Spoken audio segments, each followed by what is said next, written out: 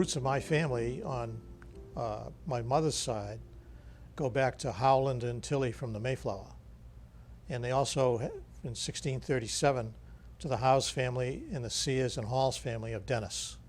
And on my dad's side, they have Irish and came over in the potato famine, and they settled first up in Newburyport and then moved down to Brewster and then moved up to Sandwich because my grandfather Ellis was a glass worker. He was an engraver. Both sides of my family had homes that fronted on the canal. And my father's side, my grandfather Ellis, my father's dad, he ran a transportation business when he got out of the glass business, and it was very lucrative of him because he had trucks that he rented to the canal when it was being built. And on my mother's side, at that particular time when the canal was being built, they had moved out to Oklahoma and were in the process of coming back, and finally came back when the canal was originally opened in 1914. What effects did the building of the canal have on the town? It is dramatic because I spent 20 years on the planning board, and one of the problems that you always have when you're zoning in a town, zoning is a question of how you deal with land use, and the problem is that you try to get like zones in like areas, but the problem with the canal, when it cut through the village of Bourne, Buzzards Bay, Bournedale, Sagamore, North Sagamore, the original concept was that it disrupted families of every type because there were churches on one side that people went to, jobs that were on another side that they went to, so it took a long time for the canal company to build bridges and to make it so that it was easy and equitable to go back and forth from either side. So the town itself, the small sliver of Bourne is on the north side of the canal, and the majority of the town is on the south side of the canal. So it gets to be very parochial. If someone says, very few say they're from the town of Bourne, they'll say I'm from Gatomet or I'm from Buzzards Bay, which is fine because we're all from the town of Bourne. But the problem is when you have a canal that goes through it, it does create a situation, particularly in Sagamore.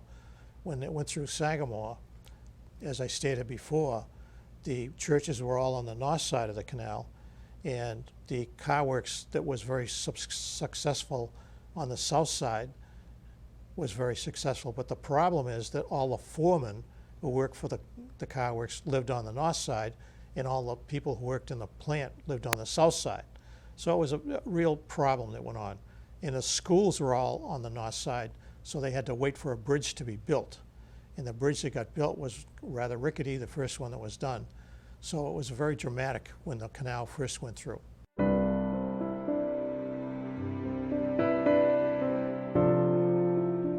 On my mother's side, I'm directly related to the Sears and the Nyes.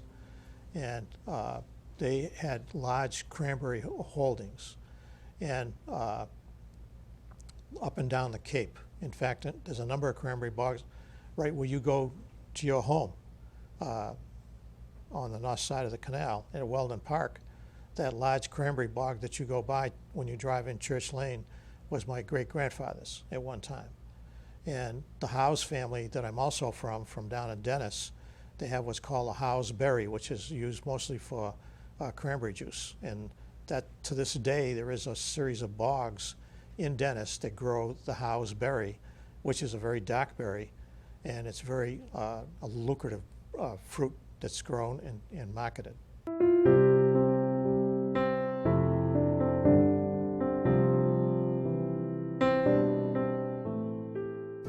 Well, they've been really monumental. One of the things that happened is you always hear about busing down south or in the cities, etc.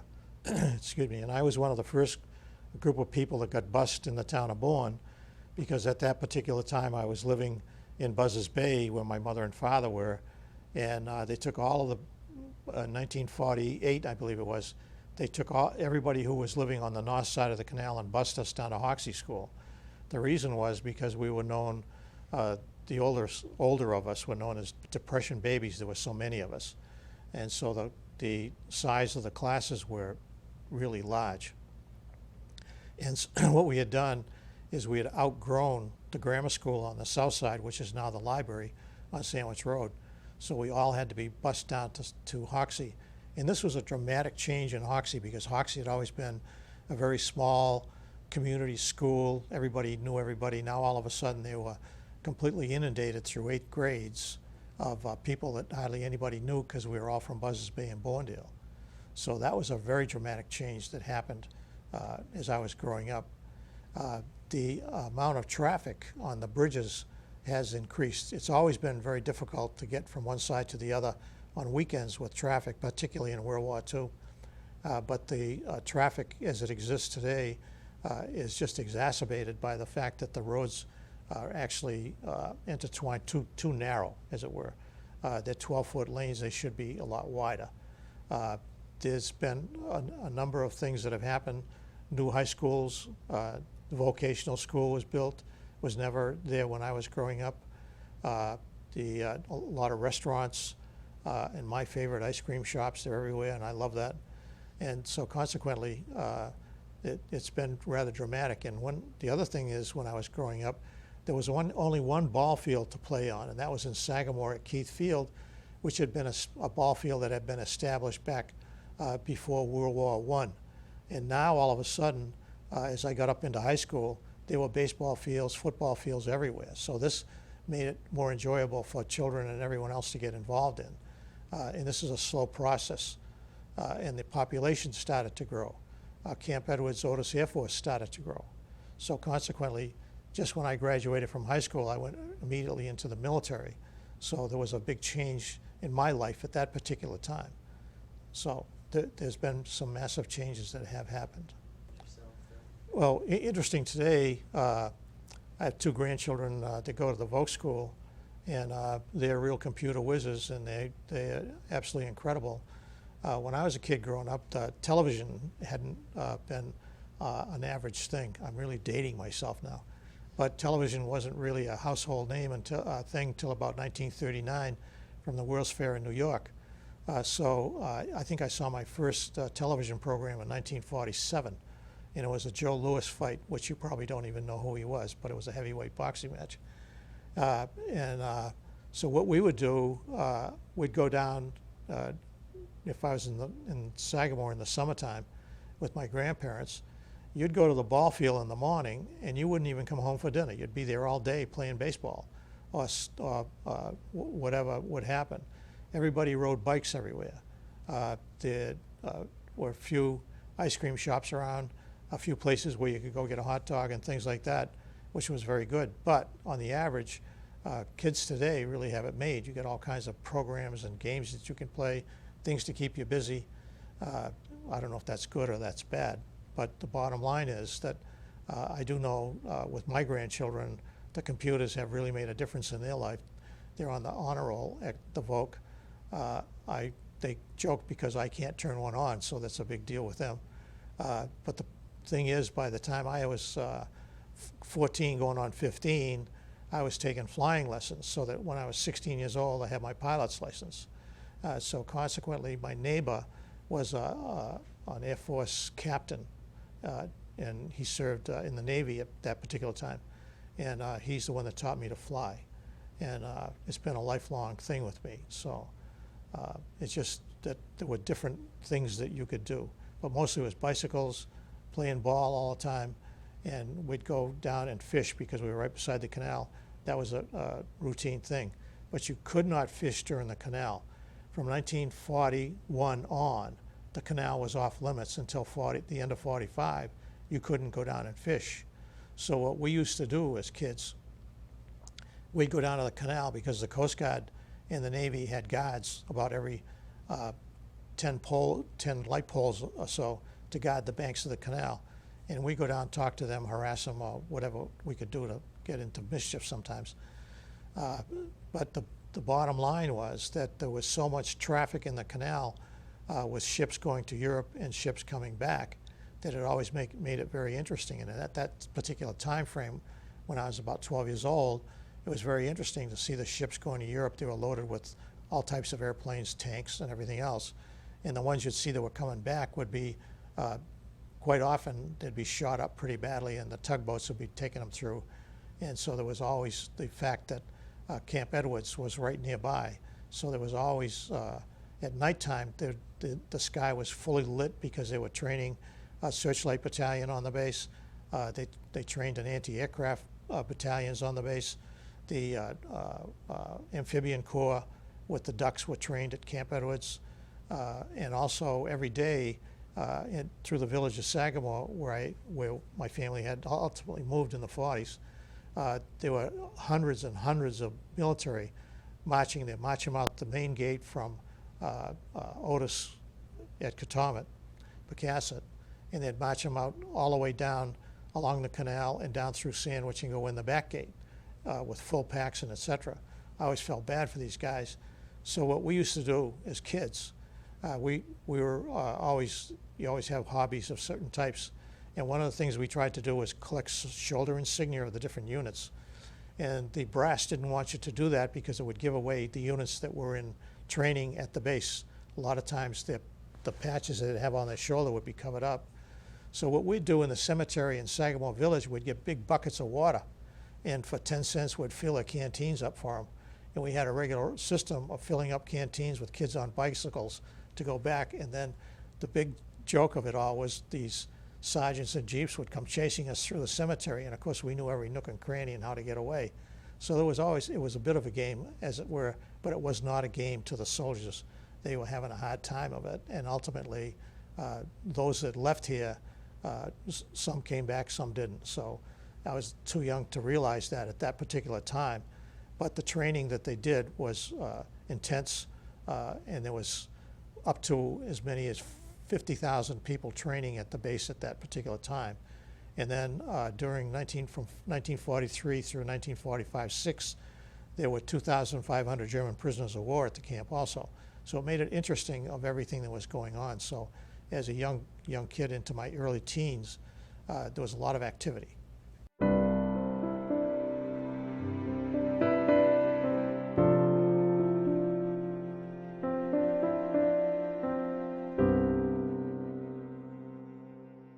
On my dad's side, my grandfather Ellis was a glass engraver from Ireland. He was from County Cork, and my grandmother was, his wife was an O'Connell from Dublin City, and she was a nurse, and they came in and they settled on the Cape and did very well. When the glass business gave way, he went into the transportation business and did exceptionally well. He ran a taxi service, and he had trucks that he ran. And he bought this first school bus, which exists today. If you watch the parades in Sandwich, the original Ellis school bus it's been rehabbed by the family members, and it's put out in the parade every year. On my mother's side, the family had been deep into cranberries. They were very influential in politics in the family, in the town. Some of my relatives were some of the first people who were elected to establish the town in 1884.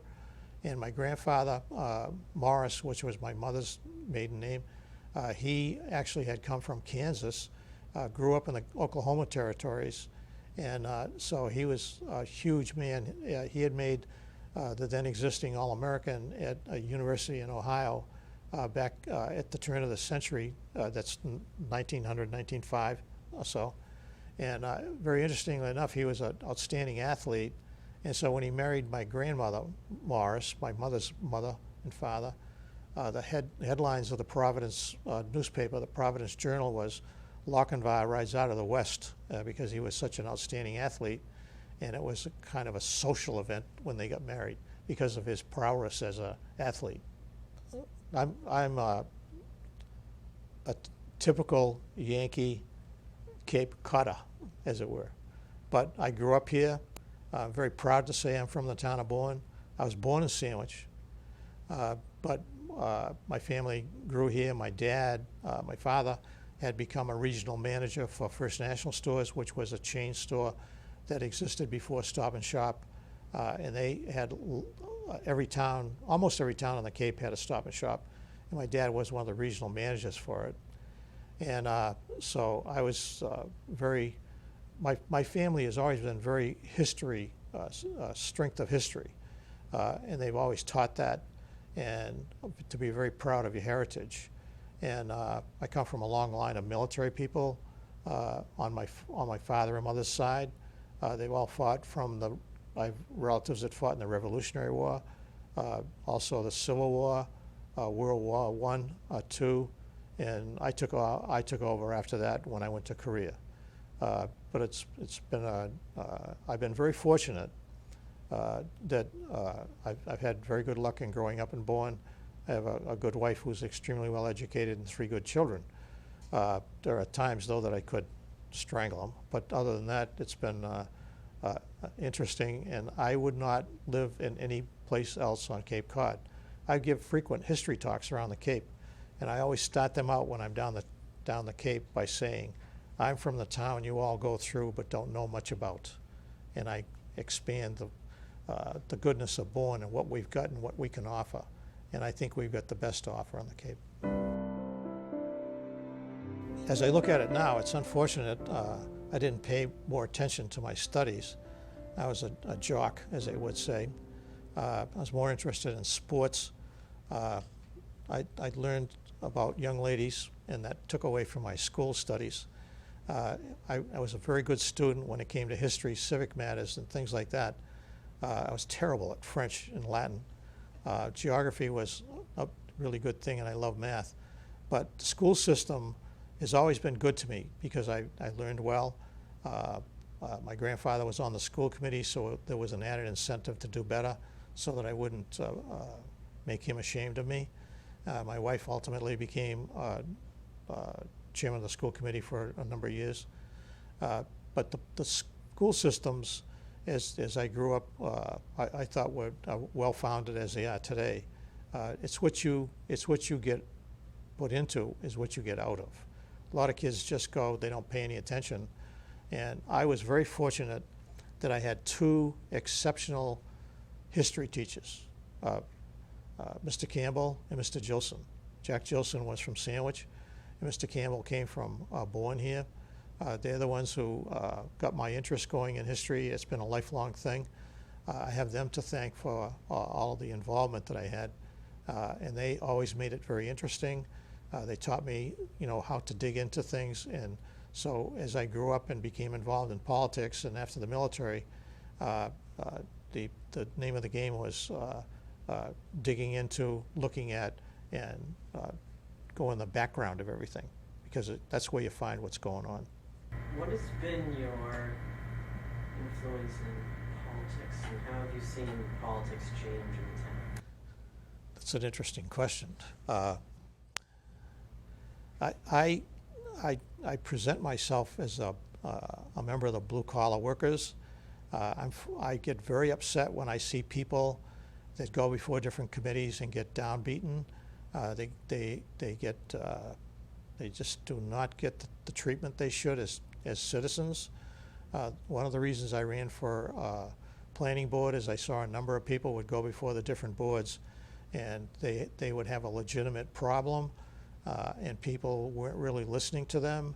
And land use issues are very difficult to deal with, especially if it's yours. And all of a sudden, one of the big problems that you have in that is that if you become part of the big picture, you become lost. So you have to fight for your own rights. So I saw that this wasn't happening on many instances, so I decided that the best thing I could do was to get in there and fight for the people that I thought needed to be fought for. And when I ran for election for selectman, it was the same thing. I got very upset because I saw that a number of people were striving to get things done, couldn't get it done, weren't being treated right. And that's not to say that I can remedy that, but I'm part of the group of people that can help to do that, because we have to work as a board. It's a 5-member board of selectmen, and what you try to do is convince the others of the best interests of all of the citizens of the town. I try to represent someone from every single village. I try to answer every telephone call. I try to become involved. And the more you become involved, the more you learn the town, and the more you feel and hear of the problems that people have. And if you can help them, that's a real plus. You can't help everybody, but if you do help somebody, it's really very positive, and that's what I try to strive for. Besides political matters, how would you say you have helped and influenced the town since you've begun living here? I tried very hard. I was a member of and a chairman of the Historic Commission. I've tried to raise the level of historic structures, history in general, to make people aware of what's going on, to try and get the people to understand how difficult it is with different historic things. History, in a sense, is like eating a dry piece of toast. If you can't make it interesting, and you can't make people understand how it's valuable to them as they grow older and what's valuable to your heritage, that's the most important thing. So I became active in dealing with the Historic Center, with Aptuxet, with the Briggs McDermott House, and a number of other structures in the town. I work with a bunch of very good people in trying to recognize people that have different houses in town and recognize them with plaques that go on, working closely with the Briggs McDermott people to do that. I try to make people aware of the historic background with slideshows and now video programs that I've done in the past. And it's all based on trying to make people aware of how historically significant Bourne is and what it is to their culture and what it means to live here. It means a lot to me, so I try to transport that over to them. It's very difficult, hard to do, but I spend quite a bit of time at it. That's my family home. On my mother's side, it's on Burgess Street, and it originally, in the photograph you're looking at right now, the salt box side is on the left. That was built in 1700, and the rest of the house was built in different sections over a period of time. It's the original Benjamin Burgess house. It's all made with post and beam, and there's a typical Cape Cod sellout made of brick and wood and dirt cellars, and some of the beams that hold up the side nearest Route 6A are the keel of different ships, because when I was redoing the kitchen, we found that a lot of the boards had long rectangular pieces in it where a rib of a ship would go, and they used everything. So it's got 24 rooms in it, and it's been in my family since 1700. I joined the Air Force in 1952. I went in to basic training at Sampson Air Force Base in New York, which was known as the pneumonia pit. That was in the start of the winter of '52. I served an 8-year commitment to the military. The highest rank I got out was a sergeant. That's the airplane that I did the most flying on for a number of years. I enjoyed every minute of it, mainly because I was around airplanes, so it was second nature to me. The discipline was excellent. I'd been brought up basically understanding military structure my whole life from members of my family, and my father was a diehard, so that worked out quite good. And I served all over the Pacific, all over the Atlantic. I flew the North Atlantic. We in-flight refueled out of north of Iceland over the polar caps. Served in Korea, pulled us back into Hokkaido in Japan. I was in Taiwan, Formosa as it was. Through most of the places I traveled, and I had a great experience traveling in the military. Never forgot it. I'd recommend it to, as long as we're not in a fighting war, which I wouldn't recommend to anybody. But if you have an opportunity to go in the military and you can get into technical aspects, I would recommend it. It builds men, and it does a good job.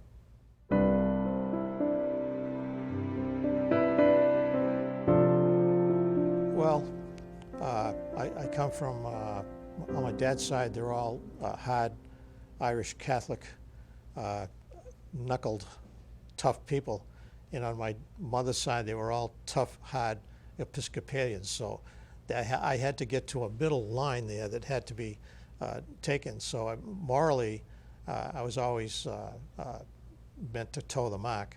I had a number of things happen to me that had a big impact on me. One of them, to be honest with you, is flying. You have to have an enormous amount of discipline to do that. And I got that from my dad and from my grandfather on both sides, but mostly from my dad. He was tough as nails. And if it hadn't been for his discipline and understanding a lot of things like that, I probably would have killed myself as a young man on a number of occasions flying to try and impress a girlfriend. I almost flew into the Picasa River one time trying to show off. And I learned a quick lesson about how not to do certain things and the discipline that comes from it. The other thing is that it's important to, as we all know, I did not go very far as a Boy Scout. However, what they taught meant a lot to me because it had an impact on me from my family values as I grew up. Another instant case that was of value to me was during the end of 1943, going into 1944, we had a number of German prisoners that would escape every once in a while from the base. They never were successful getting across the bridge, but they would always be in everybody's backyard. And I can remember being down at my grandfather's house in Sagamore Village, and one of my chores was to go out and fill the kerosene bottle, which a lot of people don't know what that is, but it keeps the stove going. And that was one of my jobs every evening. And I can remember one night going out to get the kerosene, and as I came around the corner and behind the barn to fill the bottle up, there was a German prisoner of war standing there with a big POW on his jacket. And he went one direction and I went the other direction. And it took me a long time to figure out and to understand he was only looking for freedom. He had worked for a totalitarian government, was in a bad situation, having been captured as a prisoner, brought here. But the thing was, it was his duty to escape. Once I got into the military, I understand the same thing applied to me. But I have to say that I had great feelings for this man, knowing full well that he ultimately would be caught. So that was another thing as a learning curve to me. I started out as a young man in high school working in the local cemetery where a lot of my forebears were, so I learned a great deal of respect there.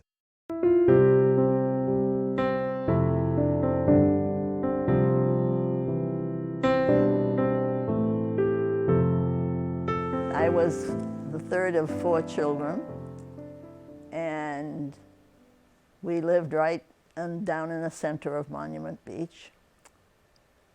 And the bus stopped right at our house to pick us up to go to school.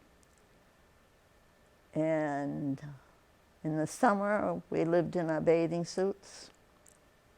And once my father tested us when we were about 10 to see how good we could swim. And so we could go to the beach by ourselves. And I passed the first time.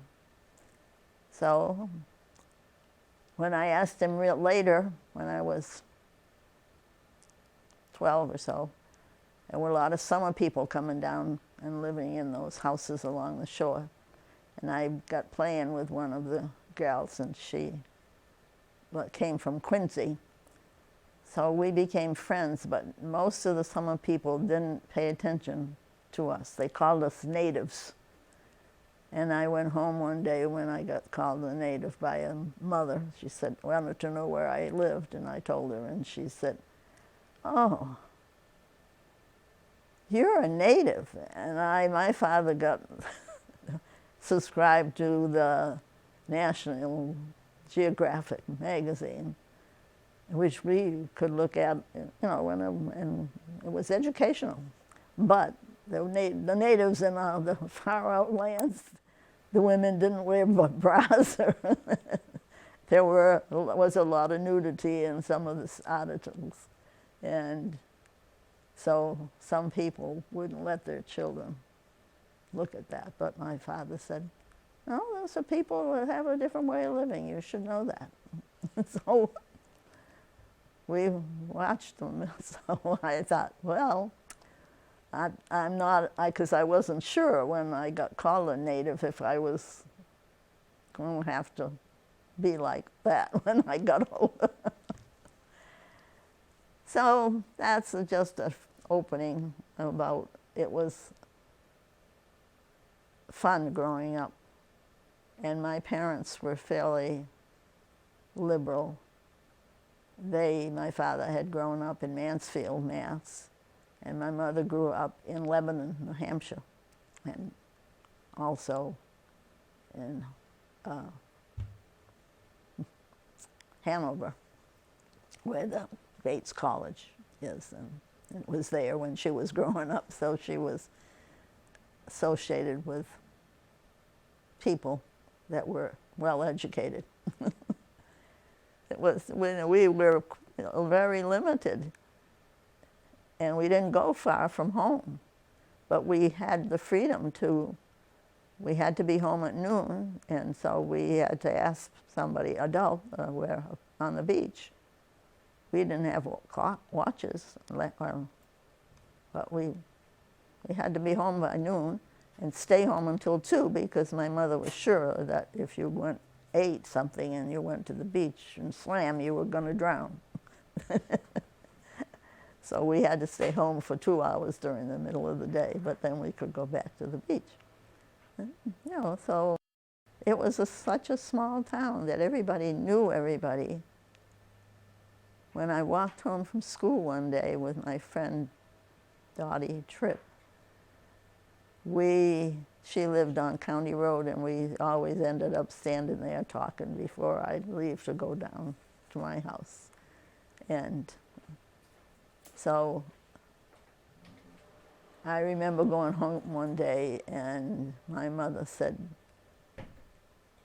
I want you to know that when people offer you a ride, that you should not turn them down. I mean, it's the opposite nowadays and the way we live now, and then I said, oh, mister, and I don't know who it was, but some man that I knew wanted to, saw Trippy and Dottie and I talking at the front of her house, and he stopped and said he had to see my father anyway, so he'd give me a ride home. And I said, no, I can walk right through where there was there were no houses there from up on County Road a ways. And so there were paths through the woods that we could get down through into town quicker. It was no houses in Millbrook Heights. It was all woods and fields. There was a golf course there. Not when I was, but it had been closed. But before I was born, there was a golf course on Eel Pond. But there weren't any other extra people except in the summer time when people who had houses on the shore. And there was a Hotel Norcross down over the railroad tracks that was open in the summer. It was like a 5-story hotel right on, if you go over the railroad tracks, go straight down to the end. Now there's a couple houses on that property, but there was a hotel that was only run in the summertime. And so those were the rich people. We were the poor ones. I asked my father once, how come we never took a vacation? And he said, well, look at you. You're barefooted, have your bathing suit on all day. People pay a lot of money to come down here and do just what you're doing here. And you're getting it free. That's the way we lived. I mean, these people, my parents, didn't have that much. They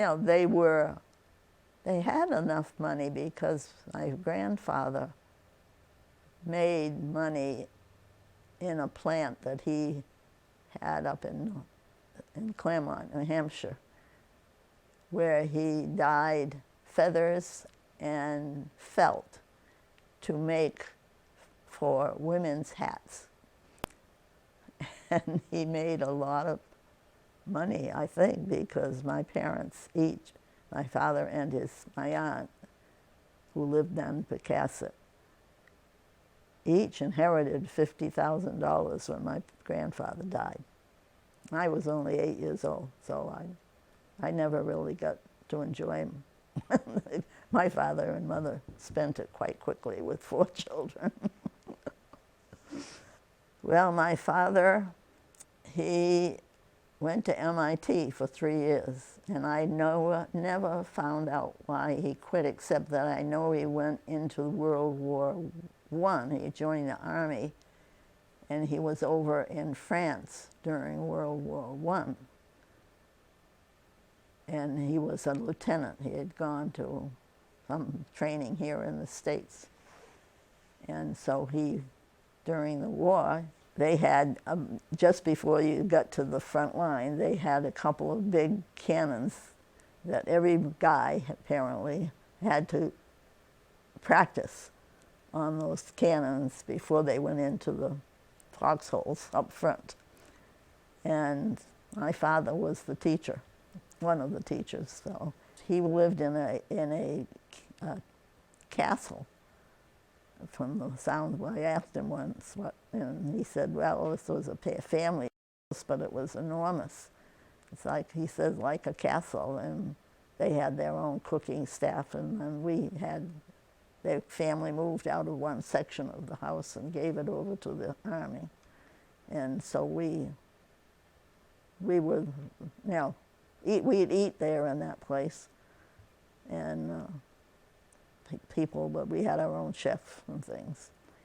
And so on every other weekend, I would go to France, to Paris.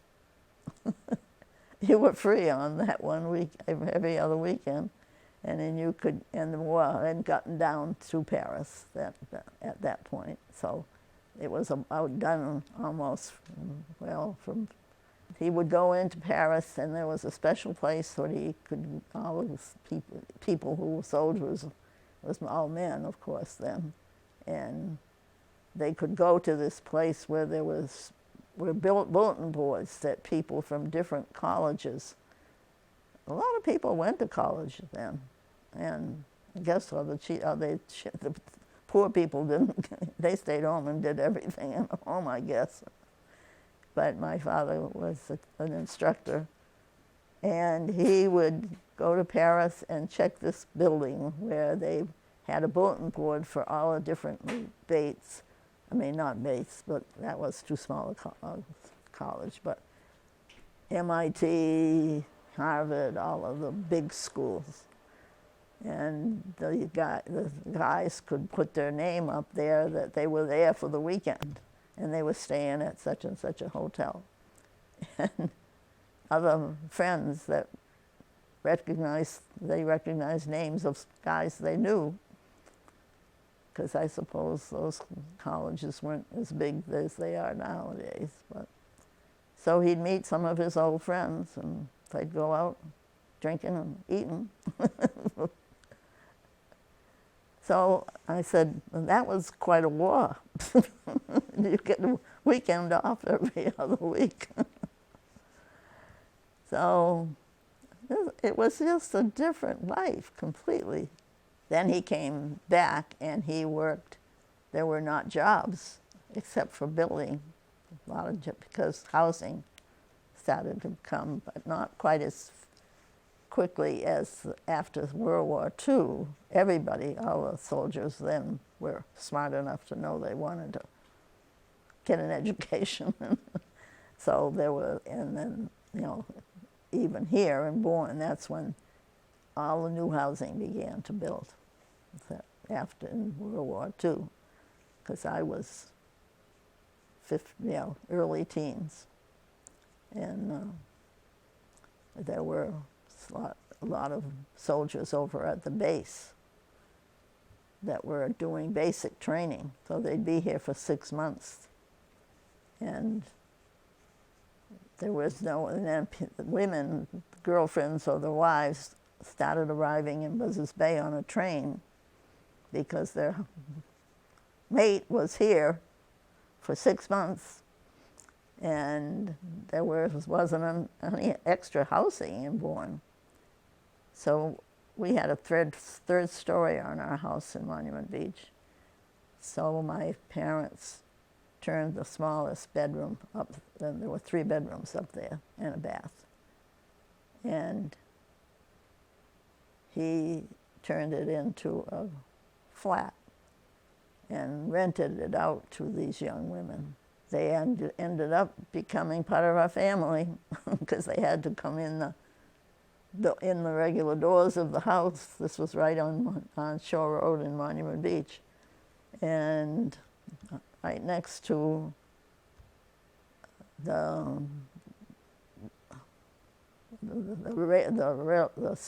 garage, and then there's that warehouse has all been built up around that, belonging to the store out on Highway. But then our house was at the north end of that block, and we had the whole block because my grandparents, apparently he bought the whole block, and that was their summer home, the one down on the center of Monument Beach that has the wall painted. It was an easy place to live, and you knew the neighborhood, and boys and girls played together, kicked the can at night, and went to the beach together, and my brother, of course, who was 2 years older than me, my mother would always say, keep your eye on Flo. Which happens nowadays, I'm sure.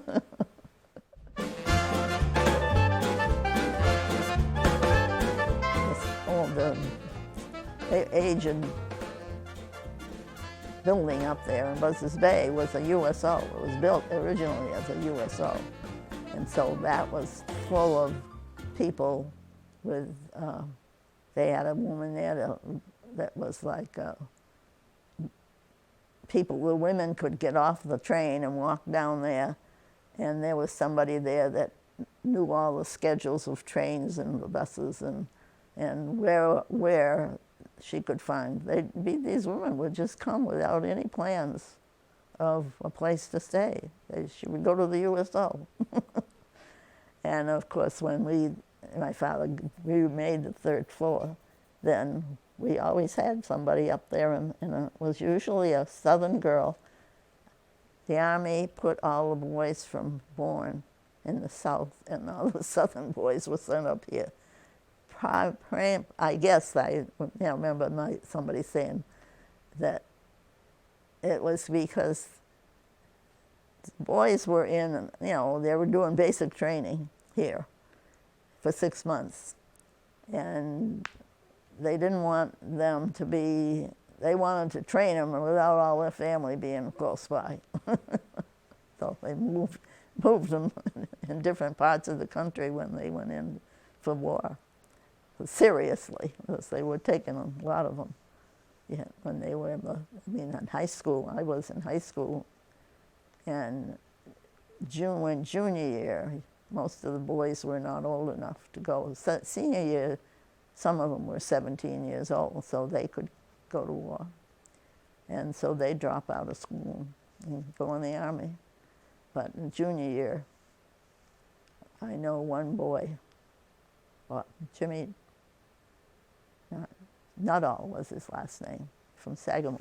And that's an interesting thing because Sagamore children didn't come to, they stayed at Hoxie for 8 years, 8 years.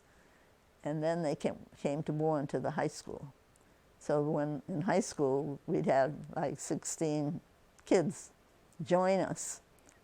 And we only had maybe 24 or 30 kids in our classes anyway.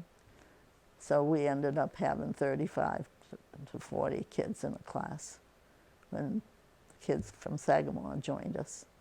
And of course, they were a really tight-knit group because they were all from Sagamore, and we were from Bourne and guitar. And so there was and we had, we'd all had 8 years to have a nice, close relationship. We didn't have kindergarten when I was going there, but it was, everything was with people you knew, and all the people took care of you and would, people would see you walking and stopping and offer you a ride. And sometimes some people were stubborn like me. That I didn't do it, but most of the boys did, especially if they wanted, when they got in high school and they had jobs and they wanted to go to Buzzards Bay. Then it was a long way, hiking over the bridge.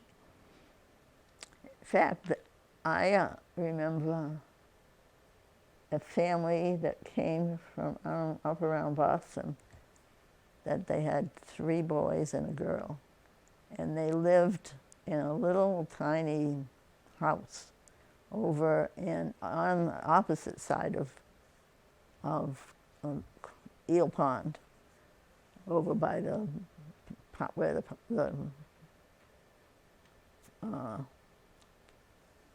lobster pot is, a lobster trap.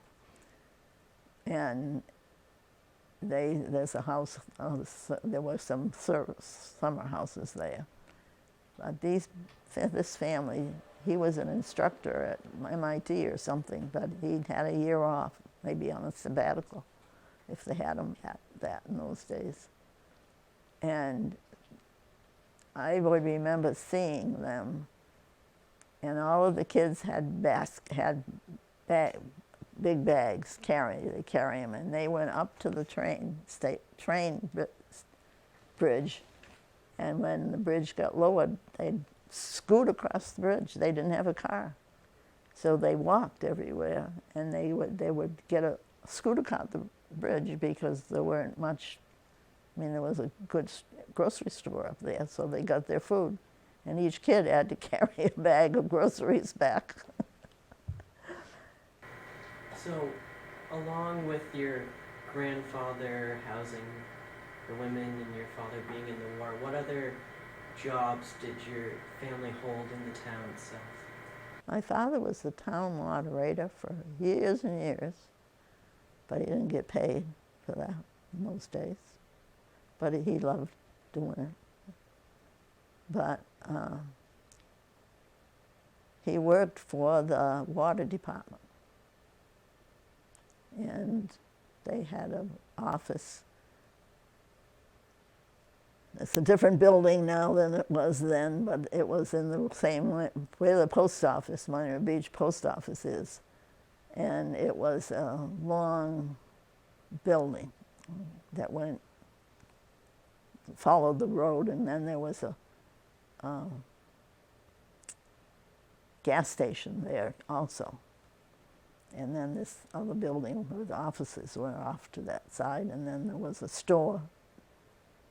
And there was an overhang that came off the building, so when you had a car to go in, you could go in, and they had 2 pumps. So you could go on inside where the pumps were or out, and then just run into the store while somebody's pumping your gas.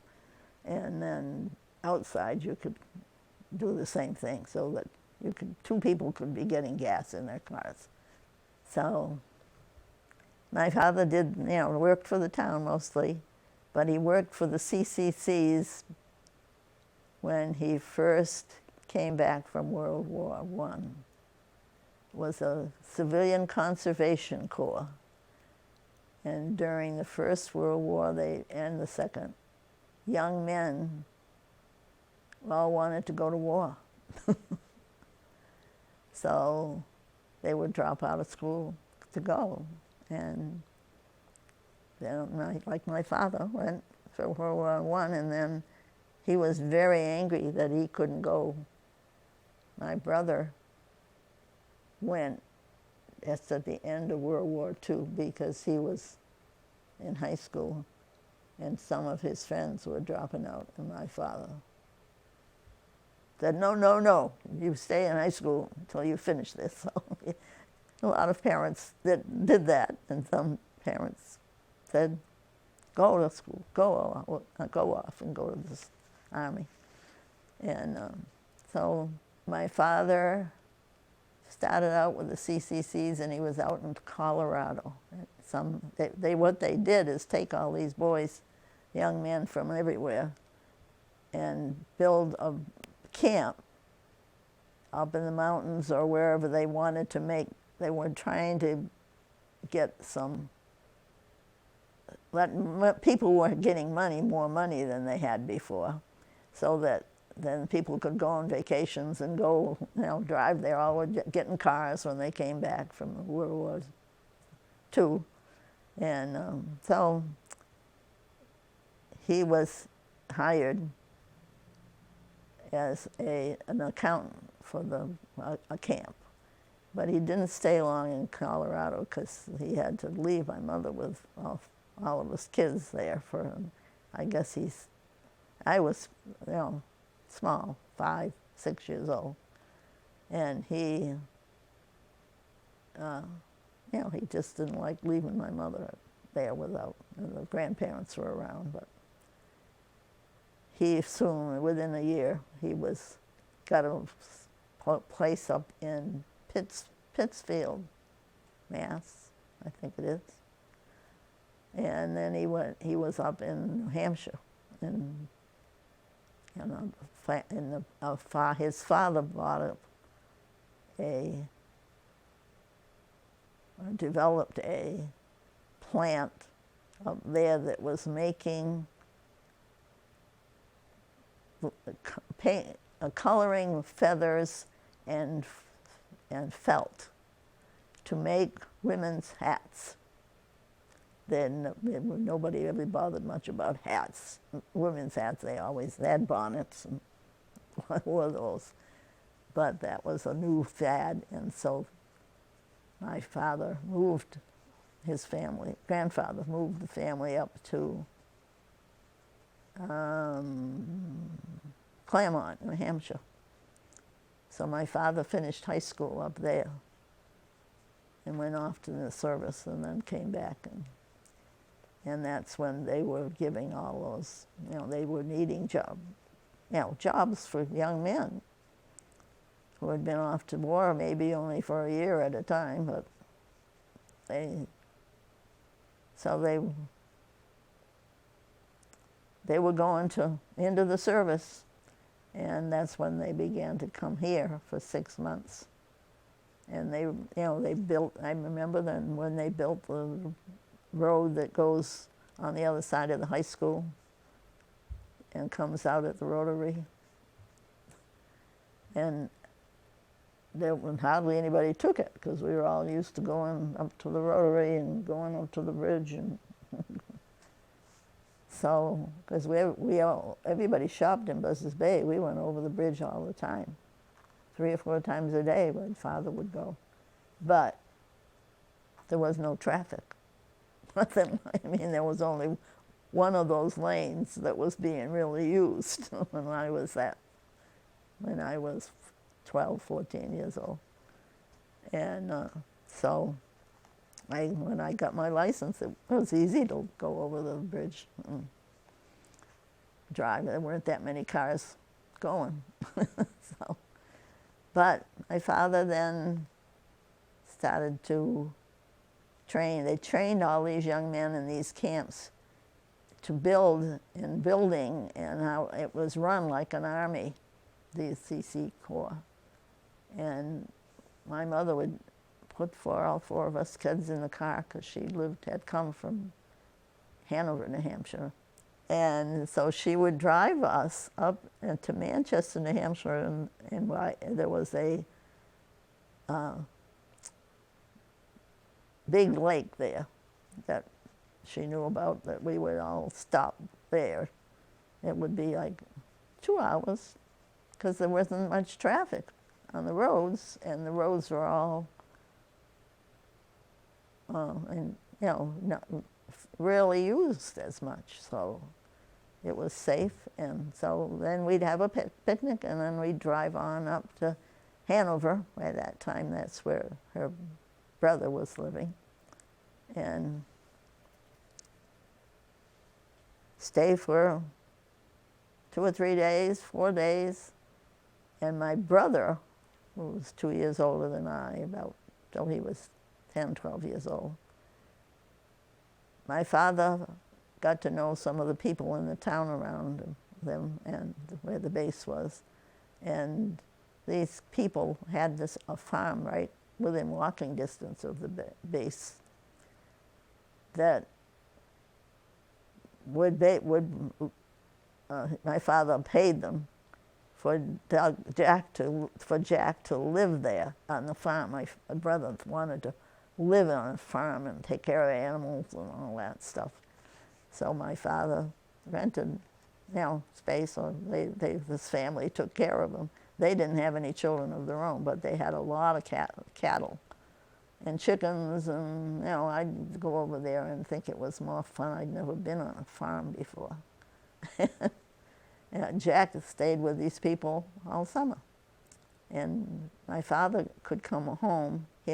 He had to be on duty at the base every other weekend, and then the head guy, colonel, whoever he was, they were run just like an army, and they had guys could go up from being one level, and they could do well if they behaved themselves and worked hard. And so we'd go up, and my father would take us over there when he was on duty, and we'd go over there and have a meal in the mess hall. And they all used metal plates and metal cups, mugs. And so after somebody said grace, somebody at the head table, and then you'd hear this clattering of metal being all turned over at once, and mugs being put on, and silverware. The first time I heard that, and Jack had told me about it, my brother, so it wasn't a surprise, but he said, wait till you see after what they do after grace. And we just laughed. We thought that was so much fun. But we'd have our meals there, and then we'd leave him, and then we'd go over to my friends of my mother and father. And I would stay at one household where they had a little girl my age, somebody. And these were all people that they knew, and when they lived up there. And then my sister was staying with somebody else, and Jimmy would stay with my mother, my youngest brother. He was Mama's baby. So we had a large family. We did go far away, what we thought was far away, but not like what you think is far away. So what was it like going to school in what is now the Bourne Library and the old Bourne? This is no kindergarten, so you didn't go until you were 6 years old. There was first, second, third, all around the outside of the center place, which was a big hall, and it had, the building still has that walkway around upstairs, and so that was open upstairs, so that, I forget what they did upstairs, probably because they just sent kids who were bad upstairs. I don't know. I was a good girl. And the bus stopped right on Shore Road in front of my house, and all the kids in that neighborhood would be there. Our front yard was like a play yard. And we'd get on, and Mr. Dean from Pecasset was an older man, and he drove the bus. But he was like a grandfather. and he made you behave. There were small classes, and I could tell you the names of all those teachers. I still remember them because they were older women. They were in third grade. I had a younger woman teacher, but before that, they were all 40, 50 years old, had kids, and you knew, your parents would know them. So I did well in school, and when the Sagamore kids all came to the high school, when we were in the third grade, before that we had to bring our lunches with us on the bus and eat in the classroom. Then when you got to be third grade, a teacher would watch you up to the high school where they had that was when the high school, I guess, got built. And they had room for a nice big dining room. And mothers got jobs working in the kitchen. And then in 8th grade, we all went up to the high school on the hill there. And the Sagamore kids joined us. Like I say, there were probably 12, not that many from Sagamore. But they had been a really tight group, and they really, were very different from us because, well, most of them were Italian, and of course, Sagamore, all those people came over and to go to work. And when I was a kid, it was mostly Italians there. So it was different kinds of names, and for kids. So, but we all, within a year, we all were like everybody else, and we had class trips. Classes could usually, most of the classes ahead of us always chose to go to Washington, D.C. on their class trips, the seniors. And we were one of the first classes that decided we really wanted to go just to New York City. Because they would go from New York City for 2 or 3 nights, and then they'd go to D.C. for 2 nights, and come back on a school bus, and stay in a hotel, they'd bus you out to go to see the sights everywhere. And then in New York, I remember there were 4 of us girls in a room, and but we decided we just wanted to go to New York and not go to D.C. We thought it was more exciting to go to New York. Oh, it was freedom. It was a great place to grow up.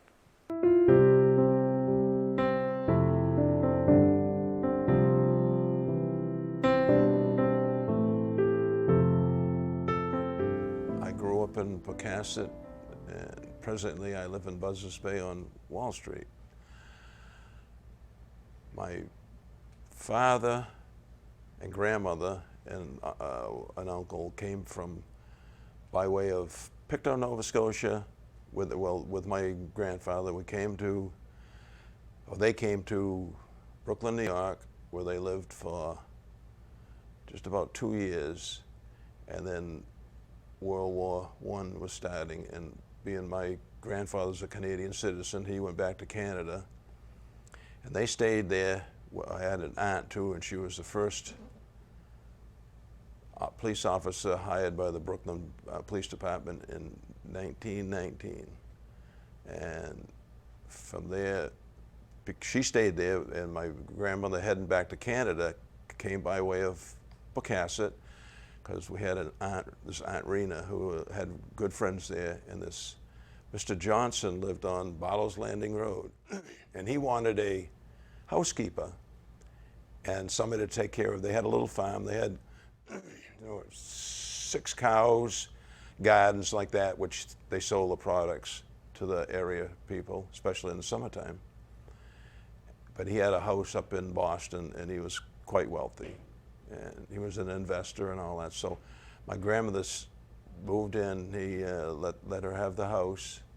He came down maybe for a week, and he'd stay there for a week, and then with his wife and all, and then they'd go back to Boston, like for the most of the time, because that's where all the life was at this time. Pocasset was really, in the wintertime, was really uninhabited to speak of in that era. So from there, my father went to Bourne High School, the original, which same high school I went to. And from there, when I was born, all I can remember is, well, World War II was going on. I was born in 1941, so I was born, 11 months before the war started. And I can remember when I was 3 years old, one of the things we had to do was keep the curtains at night. If you had lights on, you had to keep the curtains down, and I remember getting yelled at almost, probably daily. Shut the curtains, don't be looking out the window, and things like that. And this is during World War II. Then what we had then was, I don't know, maybe probably 45 families or something like that lived in Pocasset. In the Wings Neck, there was one caretaker, Mr. Lowe. Over on Patuxent Island, there was one person lived there, and she was a retired school teacher who taught piano lessons. And other than that, there was very few people. We had the Barnstable County Hospital, which is mostly a TB area, where they took in all the people with tuberculosis, and they had one small wing for people that were sick in the area. I know that because I spent 5 weeks in Barnstable County Hospital with a bad kidney disease, which Dr. Julius Kelly saved my life by, he gave me 1 million units of penicillin around the clock for 3 weeks. And I was in a coma for 3 days when I came out of the coma. And then I spent about 5.5 weeks, I guess, total in the hospital. And now I'll tell you a little bit about my family. My 2 brothers, myself, and my sister went to Bourne High School. I played sports, and my 2 brothers, we played football, basketball, baseball, and golf. Golf started when I was a freshman in high school. We were undefeated for 4 straight years, but it was so new to the area, we didn't go on to any tournaments. We just played all the Cape teams, which there were only, Falmouth, Barnstable, Yarmouth, and that was it, really. We'd once in a while would get a game, play a game with New Bedford or something like that, but it was very limited. Now, as far as the war on food, we ate fairly well because my father was a captain at Camp Edwards on the fire department, so we had plenty of food. The only thing we didn't have was plenty of money. And so when it came Christmas time, you got maybe 1 toy and 1 article of clothing. From there, the Korean War, and that's when Otis built up, and they had all the F-84s, F-86s come in there, which they used to lose. We probably lost every year 2 or 3 planes and the pilots. And a good friend of mine, eventually, he was an F-86 pilot. And they told how, the beginning of aircraft in that area in that era was not really the best. Now, as far as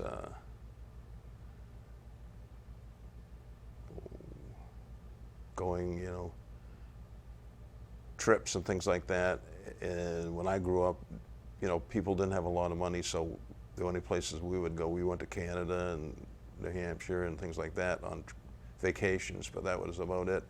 Going to well, there was no such thing as Disney World back then. Going anywhere really was out because you didn't have the money as I guess you consider us then as poor people. Not like today, where there was no welfare, there was no handouts of any kind. You had to make what you had, and that was it. If you didn't have it, then you you suffered. Because of the war, and not a lot of people had money. What did you guys do to occupy yourself at home? We played sports every day. In the baseball season, we played in our front yard. I grew up on County Road. We played in the front yard. And Juddy Perry, who was down the street, and Donnie McGardle next door, and a bunch of others. So there was probably 12, 14 of us, and every day we played sports. Then I got it. Well, actually, when I was 5 years old, I got into golf with this Billy Nye, who lived down near Barlow's Landing Beach. And this was before the golf course was sold to William Carr, and 5 people owned it at the time, and it was on both sides of Shore Road, and then what is there today on Picasso Golf Course. And we used to go there and hunt golf balls, and at night there was nobody around, so that's when I took up golf. I was probably 5.5 years old, and I had a broken 3-iron, and I used that until we found in my grandmother's attic 3 sets of old wooden shafted golf clubs that came from Scotland. And of course, we took them out in the course, and within 3 weeks, everyone was broken and thrown away, which was not. Today, they're probably worth a lot of money because these were valued back these were in the late 1800s, these golf clubs, probably. And other than that, we just had to occupy ourselves. We used to listen to radio. We used to listen to The Shadow and Junior and the Mean Kid with Red Skelton. Besides listening to radio, and then one of the things we always had to be in bed by 8:30, even at, say, 12, 14 years old. You got up at 6 o'clock in the morning and you were in bed by 8:39 every night, even on weekends. And one of the things, we always obeyed our parents. Whatever they told us to do, we did. And we worked around the house. We did all the mowing. We had vegetable gardens in the summertime. We worked in those. And we had a next door neighbor was a retired school teacher from Boston, this Mr. Wilbur. And we used to go over to his house at 5 o'clock in the morning when we were like 6, 7, and 8, my 2 brothers and myself, and help him because he needed help. And so we would just go over there, and we did a lot of his work for him. We'd clean chickens, We didn't kill them, but we dunked them in hot water and pulled the feathers off and burnt the pin feathers and did all the changing from summer to winter, planted all the potatoes for them. So that's how we kept busy. It wasn't today with all the electronics. And I wish my 2 children had the same opportunity, because you really appreciate life and what your parents do for you like that. It's not, you care, then you also care for other people. You told me that you had lived near an old foundry when you were growing up. Yeah, it was right at, maybe 100 yards from my house. There's the Twin Ponds, and they run down, there's a little stream that runs down that goes into the marsh, and it had when I grew up, it still had the old wheel in there, the water wheel that went through with the little buckets that powered different things in the foundry. But it's back in the 1870s and 80s, up until I think it was 1888 that it actually was in use, and they made mostly stoves, wood stoves and things like that, but they also made big cast iron pots and small pots like that. The foundry made those and sold them in the area, and I'm sure there's probably other homes in old homes in Pocasset and around would have them. It's just a 4-gallon kettle that was made for fireplaces. When you had the arm and you would hook it onto that and swing it in and boil, or you could, like a crock pot, you could slow cook things depending on the heat you had supplied with it. And I know they made, probably hundreds and hundreds of them, and different sizes. I'm sure they made, for the whaling ships, they made the same idea for whaling ships. And they made imprints in copper, which was, they made a mold and they would I assume, I don't know how they did it, they just put it on and heated it up and just molded these pictures that you could hang in your house and living room and dining room, wherever you wanted them. And that was, actually it burnt down, I think, 3 times over the years, and it was rebuilt, and finally, after, I think it was 1888, it was no longer, because of just how everything goes with progress and more easier ways to do things. And I think there were a lot of things that happened where it was impractical for them to actually go on and make things like that. So a little sideline, there used to be a full-blooded Indian that lived right next to there was a cliff over next door, and it went down to where the foundry was, and this Julius Coward, who was a full-blooded Indian from Mashpee, used to live there for, oh God, probably 10 years of my life. And we were always afraid of him because he liked to drink beer and wine and whiskey, and he was quite boisterous and loud, so we were always afraid of him. But then we found out he was probably one of the nicest person. He was the nicest person you could ever really meet. He was really a nice guy when he wasn't drinking. But but it's amazing what I remember as far as that. And behind our house we had a spring, and it's still there, that is on the county road, that is pure spring water that you can go down there and drink anytime, which is unusual, at least for the Cape. I haven't drank out of it ever since I moved to Buzzards Bay, so that was 40 years ago, 45 years ago.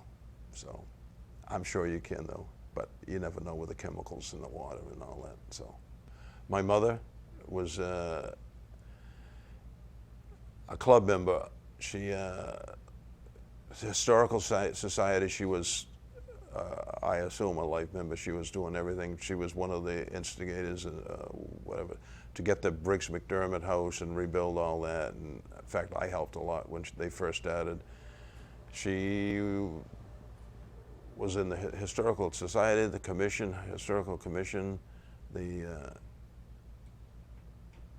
Tuxet Garden Club. She was one of the founders. The Travers Club, she was one of the founders. And she was on the school committee years ago, but she, one of the things she always wanted is a better town and have, better things, and which was hard in that era because nobody had the money to do all these things. It was mostly just begging trying to raise money to buy these places and support them. Today, I guess they're doing a lot better, because I go every Christmas to the Briggs McDermott house for their little fundraiser and things like that.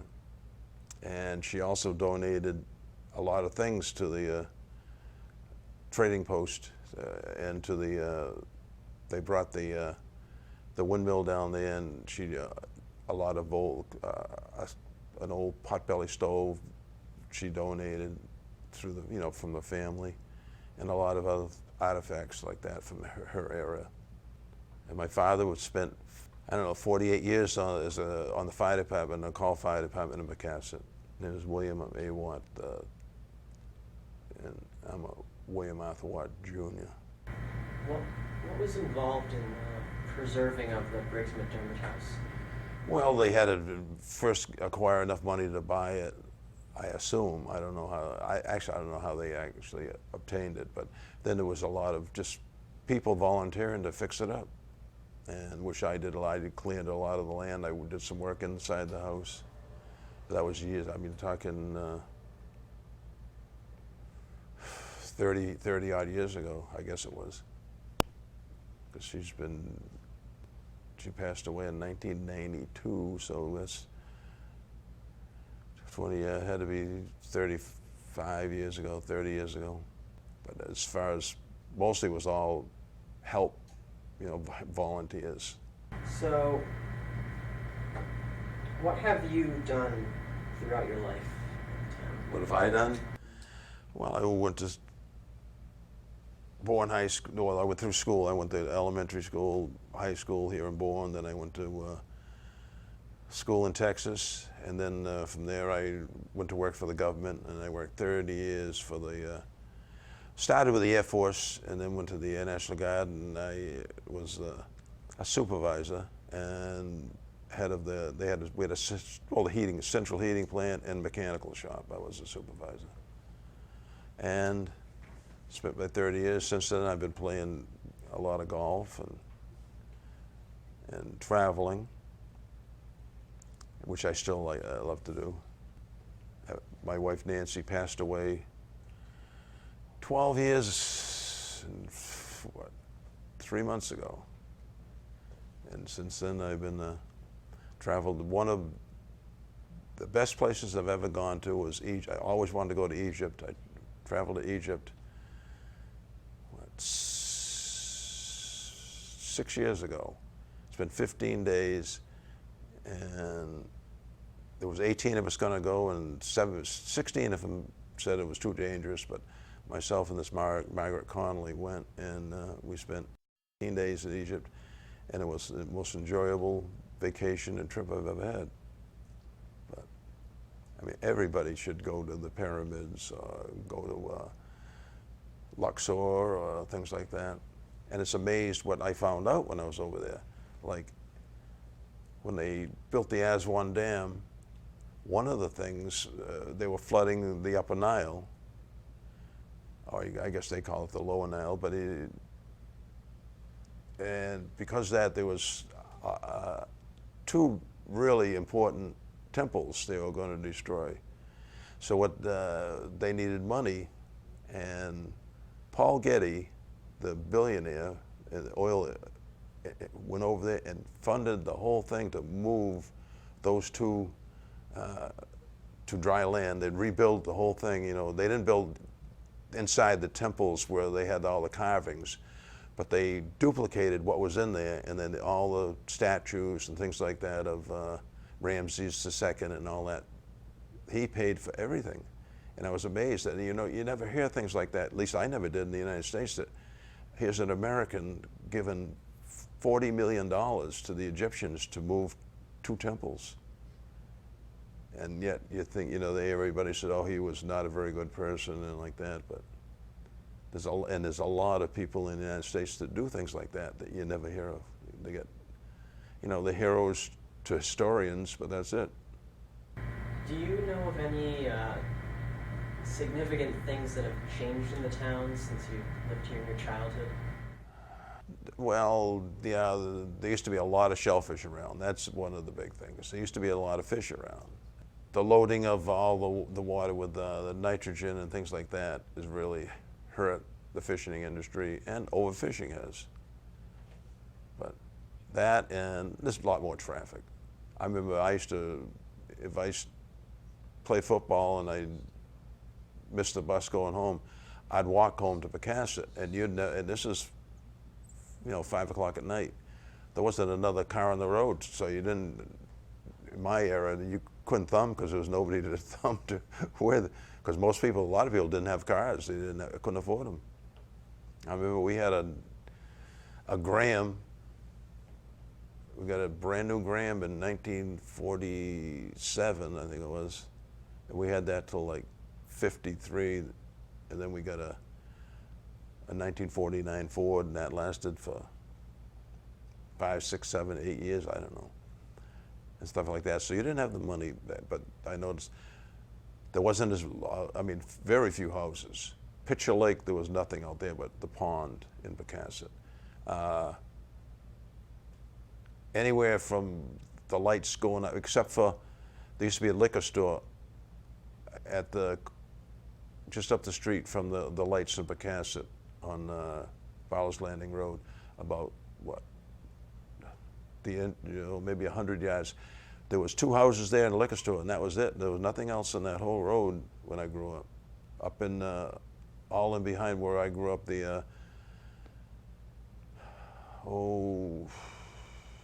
right off County Road there. There was 2 houses on the left after you passed, let's see, there was 1, 2, 3. There was 4 houses, 5, 6 houses on County Road until you got down to Monument Beach. There was nothing in there. And then it just has grown, so quick. And I remember years ago they were talking about town sewage, and they could put that in for the whole town, which they could have put all the piping in. I think it was $18 million in that era before all, and now I wouldn't even guess it would probably be up 150 million to put it in, if not more than that. But they could have done the whole town for 18 million years ago, and the people just like today say, oh no, we don't need it. Well, they do need it. So you still have to go a ways to shop.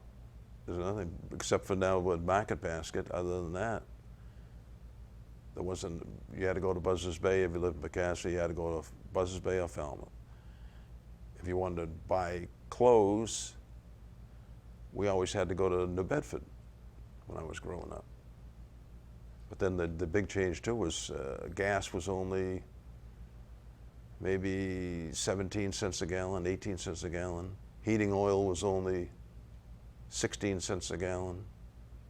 So, but the prices that people make today are a lot more than what, income is a lot more than what they made. I mean, $10,000, you're super rich back in, say, 1958, 59, 60. But when I was born, a loaf of bread, well, I used to go down to the store. It used to be Finney and Fuller's store down on the corner of Fowler's Landing and Shore Road, and you could get a pound of hamburger, if I remember right, for 29 cents. A loaf of bread was a nickel. Cans of vegetables were only, 4 and 5 cents, if they were that much. Fresh vegetables were cheap. So that I remember.